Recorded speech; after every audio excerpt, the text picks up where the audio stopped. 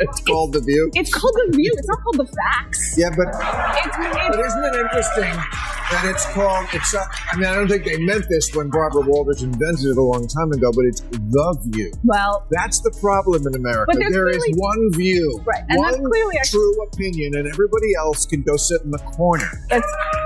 When Maher and Megyn Kelly unleashed a sharp one-two punch on Sunny Hostin, it felt like a live TV shock no one saw coming. She appeared confident at first, calmly sipping her tea and soaking in the discussion. But suddenly, as if the ground beneath her had vanished, she fumbled with her notes, caught completely off guard. Her eyes widened in disbelief, as though someone had just cut off her connection to reality at the exact wrong moment. Maher, on the other hand, didn't hesitate for a second.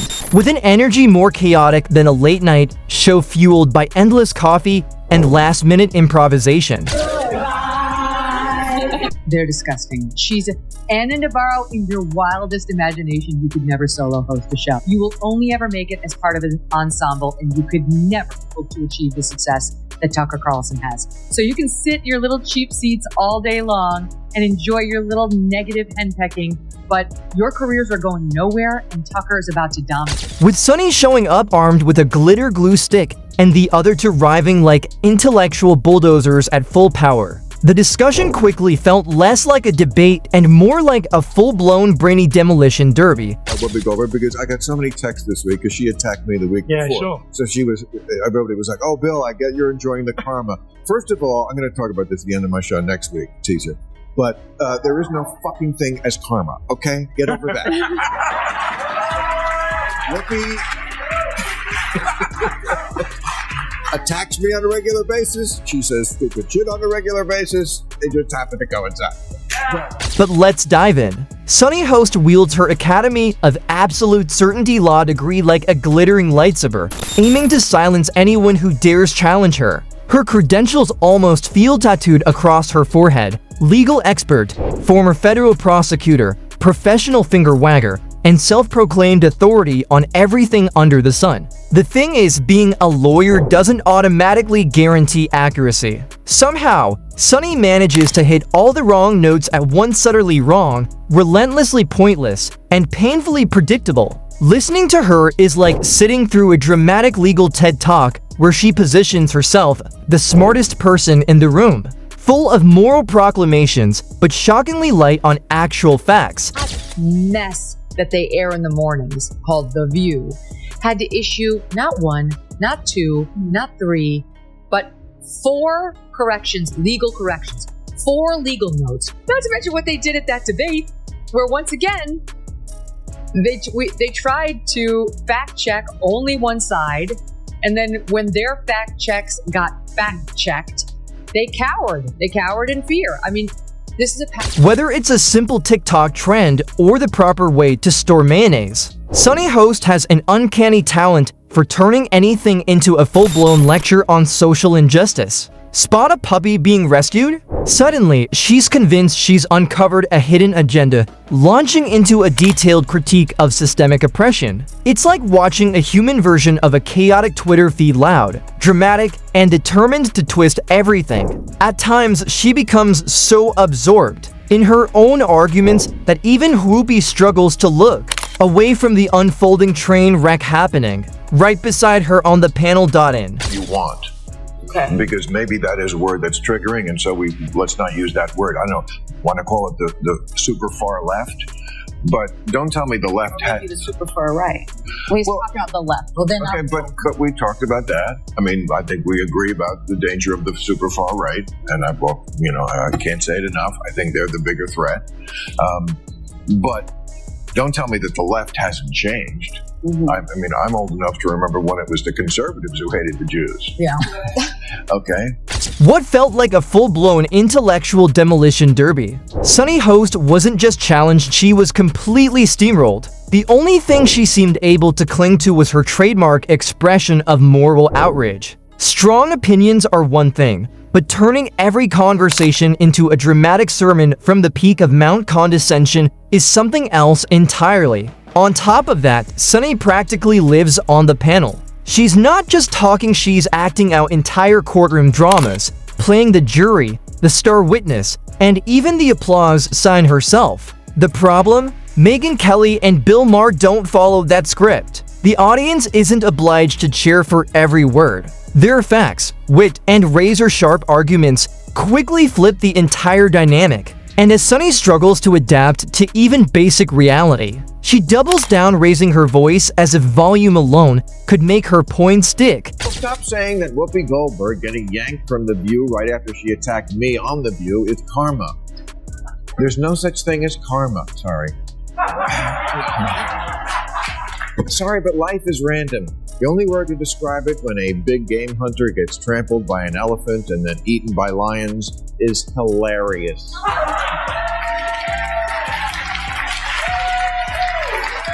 Calm, experienced, and completely unfazed, Maher watched the scene unfold with the detached precision of a professor grading an essay titled "Why I'm Always Right." He didn't even need to speak. Sunny Host's monologue unraveled on its own. She sank deeper into a rhetorical pit, overflowing with dramatic flourishes, predictable indignation, and a thick layer of self-congratulation that seemed to fill the room with every overly sanctimonious U.S. word. Then Megyn Kelly stepped in. Without theatrics or raised voices, she methodically tore the entire performance apart, layer by layer. Her cold, razor-sharp delivery chipped away at Sunny's carefully crafted foyer, leaving behind nothing but a hollow echo chamber of her. Had a discussion on The View about world superpowers from the sound of it. That's how they got into it. And Sunny Hostin made some comments about patriotism and America and Black America. It's all in there, Jason. I mean, it's all in there. I'm going to tee it up. It starts with Alyssa Farah, who's the Republican commentator, and then you'll hear Sunny jump in. If America is not the #1 global power, it's not going to be Denmark. It's going to be communist China, a country that right now the government is imprisoning Uyghur Muslims in concentration camps. It is a deeply racist government. It's a human rights violating government. It is a government that if they are the leader of the free world, we are not a free world the way that we are right now. So the notion of patriotism and the notion of America and the American flag has been co-opted by the right as if they are true patriots. Mm-hmm. But when I listen to Christopher Wray, the head of the FBI, he said white supremacy is the biggest domestic threat to this. To Sunny, Host's refusal to be easily challenged is the backbone of her entire performance. She thrives in long-winded monologues, turning every topic into a mix of blame, drama, and moralizing to fit her own narrative. But the moment someone like Megyn Kelly gently punctures even a small hole in that inflated balloon of superiority, the collapse is sudden and impossible to hide.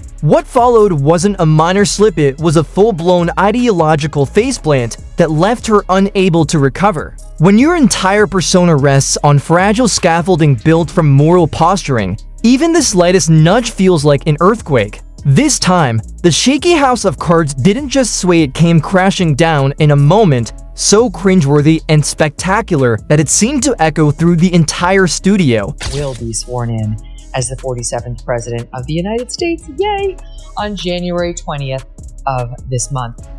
Not everyone's happy about it, and many people would like us to be more focused on the insurrection that he personally unleashed. If you ask them, as we discussed earlier, they think it's as bad as like the Holocaust, and you don't have to take my word for it. Here is Sunny Hostin. January 6th was an atrocity. It was one of the worst moments in American history. And when you think about the worst moments in American history, like World War II, things that happened, like the Holocaust, chattel slavery. Yeah, the January 6th is right up there next to the Holocaust. And like an alarm in a quiet room, Megyn Kelly doesn't even need to make an effort to rattle Sunny Host. The moment her name comes up, Sunny's voice jumps an octave. Megyn brings a rare, almost formidable skill to the table: clear communication grounded in facts, logical reasoning, and reliable sources. There's no room for theatrics or magic tricks here. Her ability to present information, follow a coherent sequence, and do it all without sighs or emotional outbursts almost feels like a threat to the natural order. Meanwhile, Sunny clutches her pearls over another imagined political crisis sparked by a vague TV comment. Megyn calmly dissects the story, providing details, citing sources, and explaining everything with quiet precision. The rest of the panel looks on, nearly in awe of this display of poise and clarity. You can practically hear the contrast in how each of them communicates. I want you to note the tone they all talk with him. I want you to look at Sunny Hostin's body language and the way they look at him and everything else. Just because he is a lefty who hasn't gone completely bananas, here they are talking about the word woke. The term woke has been, in my view, co-opted by the right and weaponized and bastardized. And so I was surprised to hear you use the term because historically, as you know, because I think you're quite brilliant, that woke is a word used by the Black community to note that we must be aware of social injustices. But words and migrate. So why is that a bad thing? It's not a bad thing, and originally that was absolutely a great thing. Alert to injustice. Who's not? Keep a close eye on Sunny Host's eyes, her body language, every gesture. She's labeling him woke simply because he's a communist who hasn't completely lost his grip on reality. Historically, the term woke in the Black community was a call to awareness of social injustice, so hearing it tossed around like a buzzword was jarring. Sure, language evolves, but that doesn't make it inherently bad. Originally, it was a powerful tool for highlighting inequality. Meanwhile, Sunny's performance is full of dramatic outbursts, theatrical smoke bombs, and hand gestures that resemble interpretive dances celebrating autocracy. Maher and Kelly, in stark contrast, responds with calm, precise logic that cuts through the chaos like a guided missile. It's like watching someone bring a coloring book to a chess match and then lose when the other player actually understands the rules. Every time Megyn references facts, history, or reason, you can literally see Sunny's thought process falter. Her only defense is retreating into a fortress of outrage, claiming that 2 + 2 equals systemic injustice, and acting shocked when Megyn whips out a metaphorical calculator to prove otherwise. Sunny's confusion doesn't end there. Her reactions grow even more exaggerated because she seems to believe that comedy is a form of emotional warfare and that sarcasm is an assault.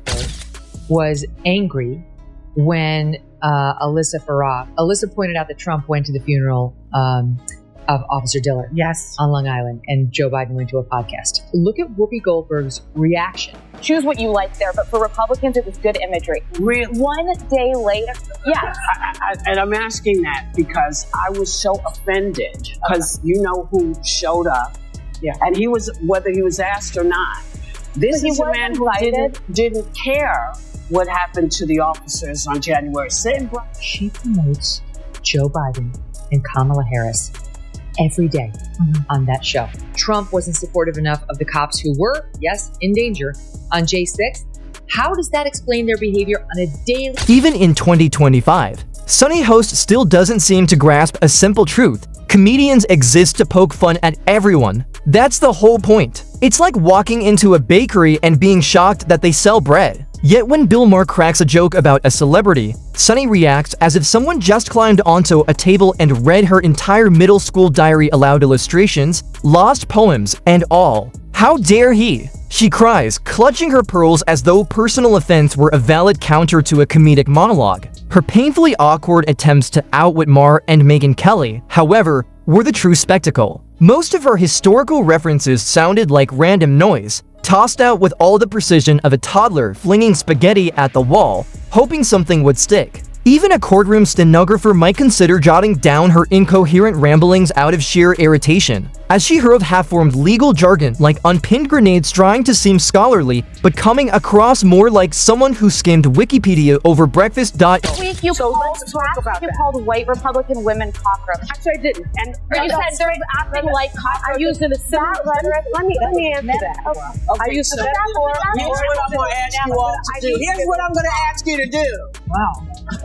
Yeah, I'm going to ask you to tone it down a bit because I can't hear anything. Let No me one can hear respond. what's being She just said. said I called You white women understand why roaches. people All right, we're because going to I go to did. break. We're going to break. Can't tell. In a figurative cryogenic chamber, Bill Maher reclined as calmly as a frozen lake, letting Sunny Host's theatrical outbursts bounce off him like foam darts against a brick wall. He'd navigated ideological minefields like this before, and his patience was unmistakable. He'd been managing debates of this kind since the early days of dial-up internet. Each time Sunny tried to pin him to a symbolic cross of self-righteous fury, you could practically feel decades of media experience rolling their eyes, silently noting that she was staging a finale worthy of a viral woke warrior queen montage. Meanwhile, as Sunny continued her dramatic monologue, oblivious to the audience checking out mentally, Maher seemed halfway lost in thought, already picturing his third glass of red wine and quietly calculating the time of his flight home. Way out there, that hat that you keep wearing, that red hat that says "Make America Great Again,"